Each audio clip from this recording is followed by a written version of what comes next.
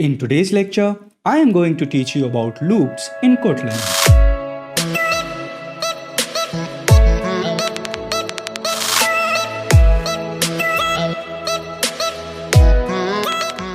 Hello and welcome to Learn with Tam.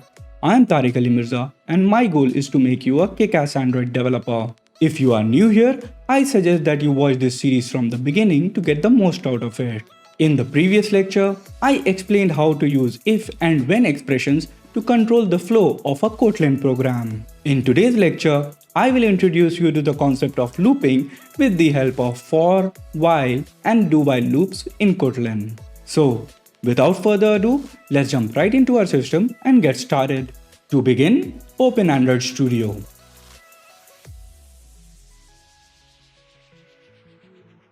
Now click on Create New Project.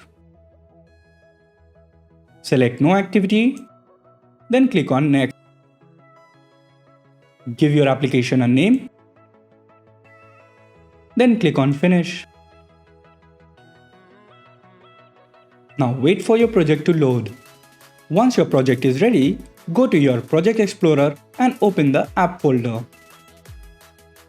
Then open the Java folder.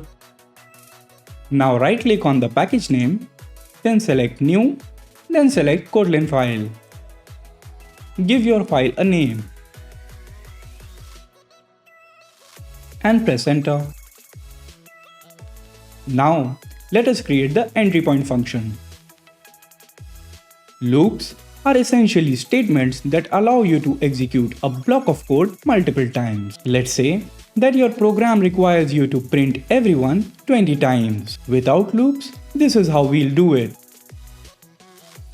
Now, with the help of copy and paste, I will have to copy this line and paste it 20 times.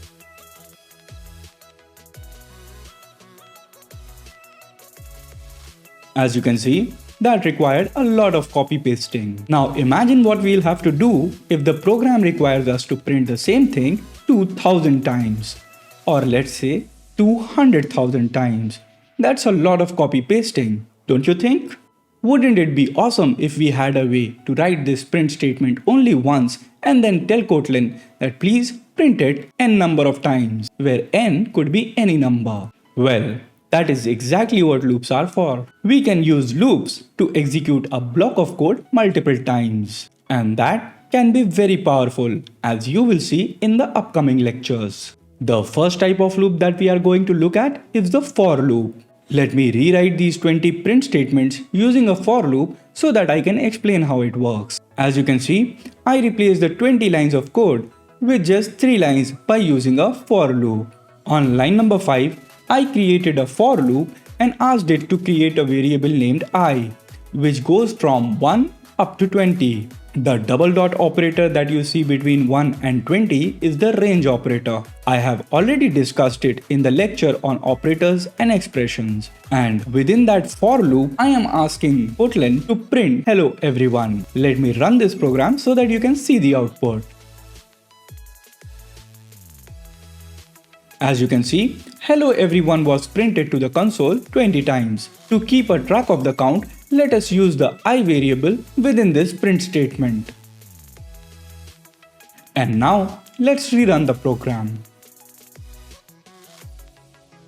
Now, let me show you what happens as soon as the code execution reaches line number 5. As soon as code execution reaches line number 5, a variable named I is created and its initial value is 1. During the first iteration of the loop, the printline function gets $I hello everyone, where $I is nothing but 1, because in the first iteration the value of I is 1. Once it has been printed to the console, then we go through the next iteration, and in this iteration the value of I is 2. So the print statement prints 2 hello everyone, which is exactly what you see here. In the third iteration, the value of I is now 3, so it prints 3 hello everyone, which is exactly what you see on the third line. It does so for all the numbers up to 20, and that is why you see 20 hello everyone as the last output in the console. If for some reason you are not happy with the range operator, that is the double dot operator between 1 and 20, or you find it confusing, you can use the until function that Kotlin provides. Let me show you how we can use that within a for loop. As you can see, on line number 9, I have written a new for loop. And in this for loop, I am asking Kotlin to create a variable named I which goes from 1 until 10, which means that this variable I will have values from 1 up to 9 but not 10 because it goes only until 10. Let me run this program so that you can see the output. As you can see, this loop printed hello number 1, hello number 2, up to hello number 9. Hello number 10 was not printed. In case you want to print up to 10, then you will have to make sure that you write until 11 instead of until 10, and then we will rerun the program to check the output. As you can see, when I increase the number to 11, we see hello number 10 printed as well. So, depending upon the number that you have provided here, Kotlin will execute this code one less number of times. In case you provide 10, it will execute this code 9 times. If you provide 20, it will execute this code 19 times. Let me change that number back to 10. Under the hood, when Kotlin code execution encounters 1 until 10, it replaces that value with 1.9. That is, it creates a range from 1 to 9. Let me show that to you by printing it to the console.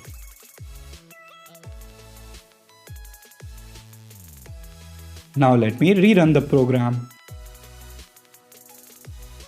As you can see, when I asked Kotlin to print 1 until 10, it printed 1.9, which is exactly the range from 1 to 9, and that is why our previous loop ran for 9 iterations instead of 10. By default, a loop takes one step per iteration, but you can modify that too. Let me show you how. As you can see, on line number 15, I am asking the for loop to create a variable I which goes from 1 until 10, and it takes 2 steps on each iteration. Let me now run this program so that you can see what's happening.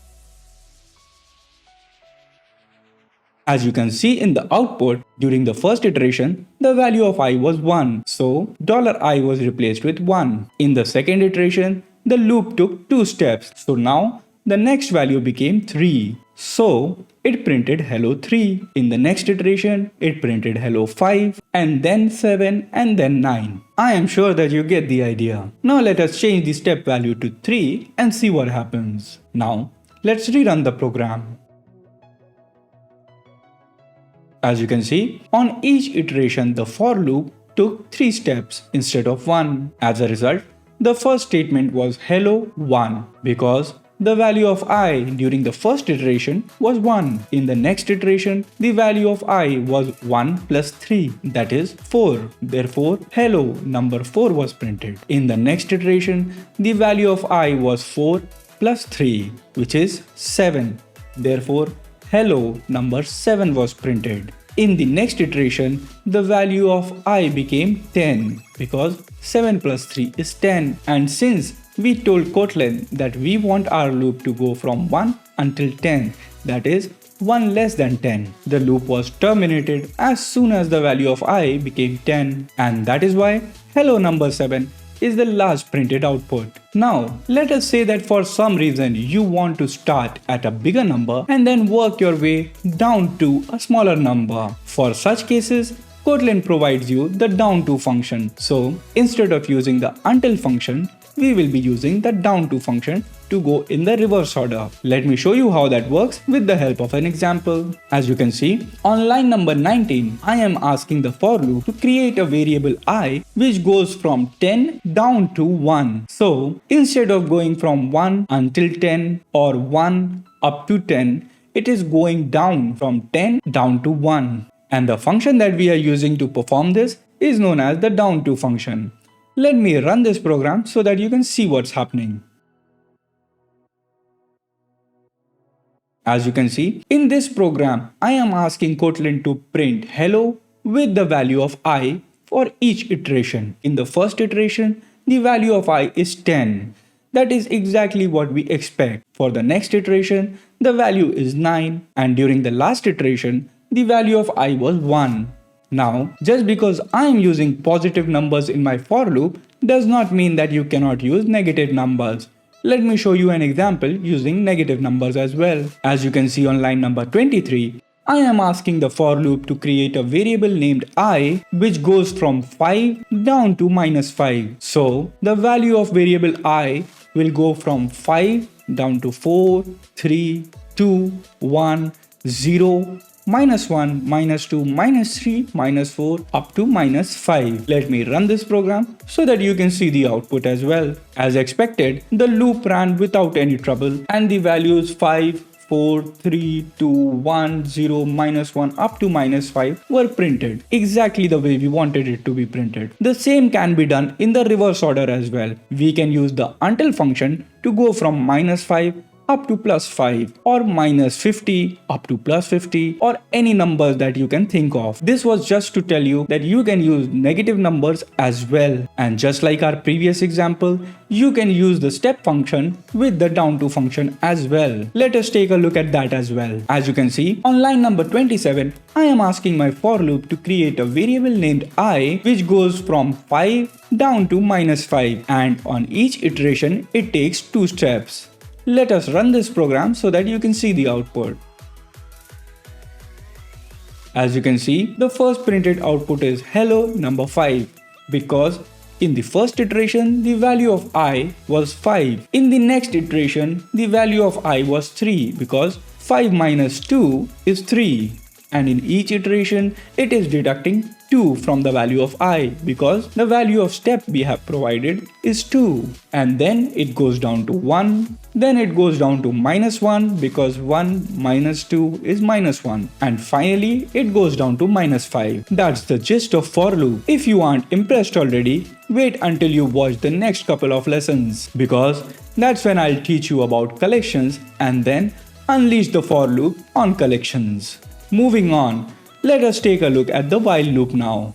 The while loop is a type of loop that runs the same block of code again and again as long as the condition that is provided to it evaluates to true. Let me show you an example. As you can see, on line number 32, I am creating a while loop and the condition that I have provided within that while loop is true. This implies that this while loop will continue running infinitely. Let me run this program so that you can see it for yourself.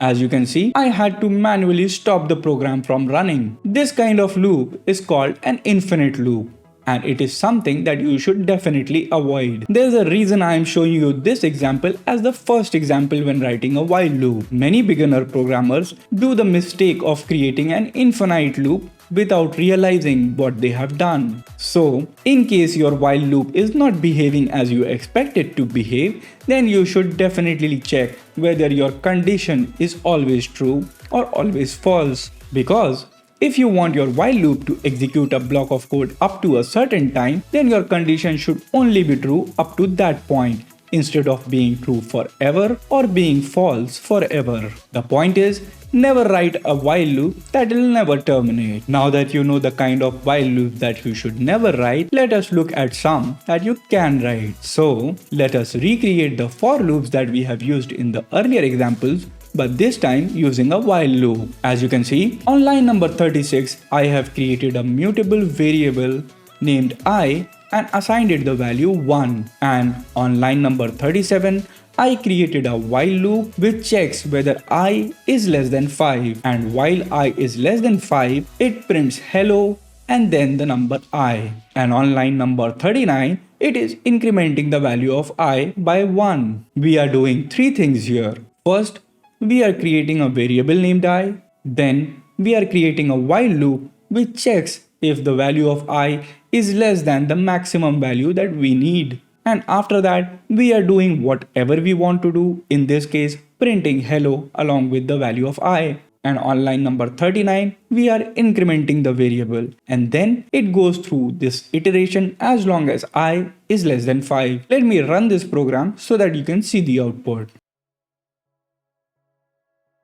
As you can see, the initial value of I was 1. So, in the first iteration, when the while loop checks whether I is less than 5, the answer is true.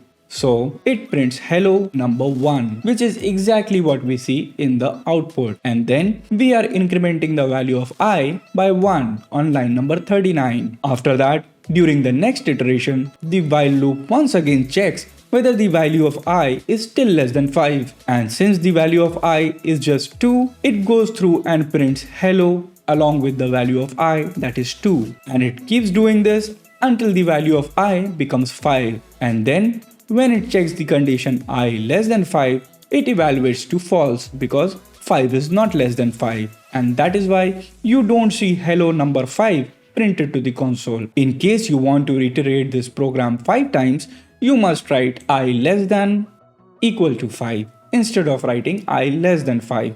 And this time the program will iterate exactly 5 times. Let me run the program once again so that you can see the output. As you can see, it printed hello 1, 2, 3, 4 and 5. Please note that the condition that you provide to the while loop could be anything as long as the answer evaluates to true or false. For example, if I try to provide a number as a condition, let's say the number 5, you can see the IDE started complaining. So the condition should always evaluate to a boolean. We cannot write something like, as you can see, these are not conditions, these are expressions. Conditions evaluate to true or false. And make sure to not use conditions that evaluate to either true or false forever. Because if your condition always evaluates to false, your while loop will never be executed. And if your condition always evaluates to true, your while loop will be executed forever and ever until doomsday. Moving on to do while loop. The do while loop is similar to the while loop. The only difference being that the code within a while loop is executed if and only if the condition evaluates to true. Whereas in a do while loop, the code will be executed at least once even if the condition is false. Let me show you an example. As you can see, on line number 42, I am creating a do while loop and I am using the same variable I for this example as well. As soon as the execution comes to line number 42, it enters the loop and executes whatever code it finds within that loop. And once it is done executing that code, it checks whether the condition is true or not. And in case the condition is true, then it will continue executing the loop as long as the condition remains true and will exit the loop as soon as the condition becomes false. Let me run this program so that you can see the output for yourself. On line number 43, I am printing do-while followed by hello and the value of the variable I. And in our case, the value of the variable was initially 1. And as soon as execution entered the loop, it printed this statement to the console, which is exactly what we see right here. And then the value of I was incremented, which means I is now 2. At this point, the condition has become false. So the while loop is terminated, and that is why you see only one output in the console. Now let's say that this condition was always false. And now let me rerun the program. As you can see in this output, even though the condition provided to the do while loop is always false, it still executes the code block at least once. Now let me change this condition to something like I less than 5 and let's rerun the program.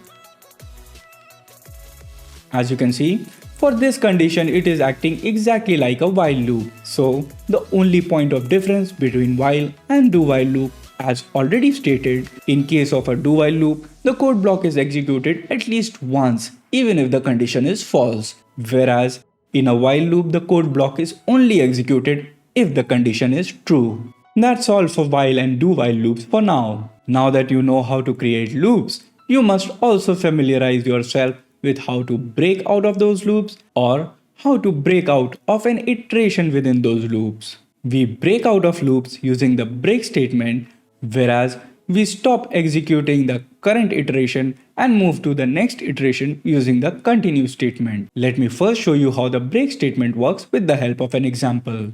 As you can see, on line number 48, I am asking my for loop to create a variable named I, which iterates from the value 1 up to the value 100. And within that for loop, I am checking if the value of I is divisible by 11. The condition I modulus 11 equal to 0 checks whether the remainder of I modulo 11 is equal to 0. And if the modulus is equal to 0, it implies that there is no remainder from this operation. So this statement will be executed. And if the condition turns out to be false, then this code block will not be executed. Let me run this program so that you can see what happens. As you can see, the first output was 1 is not divisible by 11, which is absolutely correct. The second output was 2 is not divisible by 11, which is also correct. 11 is divisible by 11 is the last output, which implies that the loop was terminated at that point. And that is exactly what we are doing on line number 51. As soon as we encounter the first value which is divisible by 11 within this range, then we print the value is divisible by 11 and break out of the loop. As I've already stated, the break statement is used to break out of a loop completely. But let us say that you only want the current iteration to end or want the execution to continue further. In that case, we make the use of the continue statement. Let me show you how. As you can see on line number 56, I am asking my for loop to create a variable named I which goes from 1 up to 30, and within that for loop, I am using this condition to check if the value of I is currently divisible by 13 or not. If it is not divisible by 30, then the execution is transferred to line number 61. If it is divisible by 30, then the execution is transferred to line number 58, at which point this is printed and then it encounters the continue statement. The continue statement on line number 59 is simply telling the program to not execute any other code and move to the next iteration. That is, continue to the next iteration, and that is why it is called the continue statement. Let me run this program as well so that you can see the output. As you can see, the first output is 1 is not divisible by 13, and the same output continues until it comes down to 13, which is divisible by 13. And after printing 13 is divisible by 13, the execution never comes to line number 69. So you never see 13 is not divisible by 13 printed on the console window. As you can see, 13 is divisible by 13 is printed, and then the execution moves back to the next iteration, and therefore 14 is not divisible by 13 is printed. Now let me remove this continue statement so that you can see the difference. As you can see, I have commented out the continue statement. Let me rerun the program. As you can see, without the continue statement, it is printing 13 is divisible by 13, and then it is once again printing 13 is not divisible by 13, because the code execution from line number 58 is coming back to line number 61 and printing this as well, even though that is not what we want. So we should use the continue statement here. So let me uncomment the continue statement. To sum it up, a break statement terminates a loop, whereas a continue statement terminates the current iteration of a loop, but it continues from the next iteration. Please note that even though I have shown these examples using a for loop, the same logic applies to while and do while loops as well. We will be using loops throughout this series, especially to work with collections. But what are collections? For the answer to that question, you'll have to wait for the next lecture. That's all for today's video. As always, feel free to share your valuable thoughts and feedback in the comment section. If you like the video, smash that like button. If you are new to the channel, consider subscribing, and don't forget to hit the bell icon to receive timely updates of all future uploads. I'll see you in the next one.